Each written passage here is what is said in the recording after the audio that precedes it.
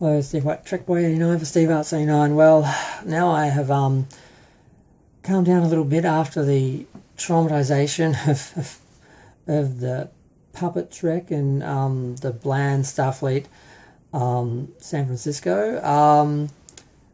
I sort of realised the reason why the show's being made, really, aside from the fact that Kurtzman just doesn't want to make Legacy because it's what we want. It's what the whole franchise needs. An ongoing series in the same era that moves on, like that's now just gone into the 25th century.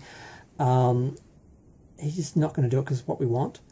He's going to keep making his version of the show from his pocket universe, his Discovery universe, that he gets to keep everything from and make all the money out of. Any merchandising for anything he makes in Starfleet Academy, he will get. It's just done to benefit him. It's not done for artistic reasons or for the franchise or for anything. It's just for him. But it's just cheaper, basically. It's just cheaper to make the show in San Francisco. It's all on location. They built one big set, but just one set they use for everything, and the rest is all location, and they can make a really cheap series. Just a bunch of young actors running around, locations, and the one big main set they use for everything. So that's part of the reason why he went straight into this series, because even if he did want to give us what we wanted and do Legacy, it would have cost a lot more money. And the less money they can spend on the show means the more money they can keep, because this is just a big grift. These shows are not costing $13 million an episode, which supposedly they're costing $10 to $13 million an episode. To shoot on location with one set they've already built, it's just ridiculous. They're just pocketing most of this money. It's just a big grift, and that's the point. You get a studio to pay you to make a show, you make it for half the amount of money you tell them you're making it for, and you keep the money, basically. That's just how it works. You pay it all to your 23 executive producers who are all there just to get a pay cut. And it's just a big grift, it's just a big con, it's just a big waste of money. If Paramount brought this in home, they could either do a show that looks like 13 million an episode, which would be amazing, or they could do it for half the price and actually profit from the show.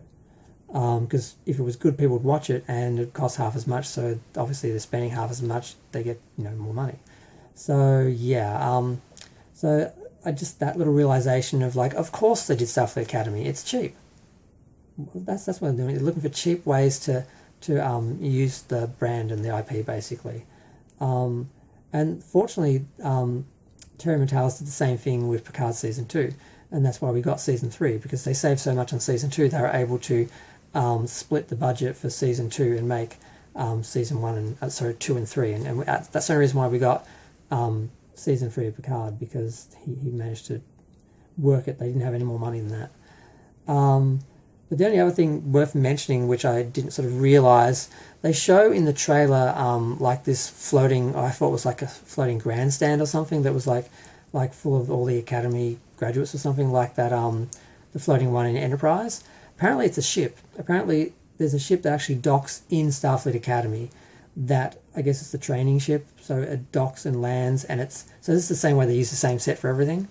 So instead of having a starship set they have to, go to whenever they go off planet for adventures and training, now the Academy basically just lifts up and flies away. So yeah, so that was what we were seeing in the trailer. It's like, no, that's actually a starship that's actually part of the actual Starfleet Academy. It like lands and docks and is like part of it, and they never really leave it. That's what the idea I'm getting from this. So yeah, so I just had to comment, had a few thoughts, a few realizations, and then I heard that, I'm like, oh really, that was an actual ship? That's not just like a floating barge or something. It's actually a starship, and it's actually part of the Academy, not just something being used for a celebration or something like you would use like a sports arena or something. So yeah, and that's about it. I haven't really heard anything else. There's various cast interviews and photos and things, and just profiles of the characters and aliens and so forth, and I'm not that interested in them. I mean, because Starfleet was destroyed and now they're rebuilding it, they're all going to have tragic stories, and it's all going to be conflict and things that we never would have had in Starfleet Academy. Just would have been mysteries and science and learning and things that were solved, instead of people fighting because their races haven't seen each other for 100 years and all this sort of ridiculous. It's basically Andromeda Academy. It's not really Starfleet Academy. It's Andromeda Academy, and it's just so many. It's just no. I can't talk. I'm going to review this show, but I'm not going to watch it. I'm just going to watch other people's reviews just so I can find out what happens and talk about whatever disaster they're doing, current day, for that week or whatever. But I'm not giving it a view. I'm not giving it a hate view, and I'm not giving it any of my money. But I will talk about it and protest it and complain about it. And I just really, really, really hope that Paramount Skydance has some sense and says, yeah, we can make this show for half the money they're making it for, and we can make it good, and we can actually make it resemble Star Trek and actually have people, A, watch it, and B, come back to watch it again and again like the original Star Trek. So hopefully they bring it all in-house, and hopefully these last 2 years of the show is the last new Trek that we get.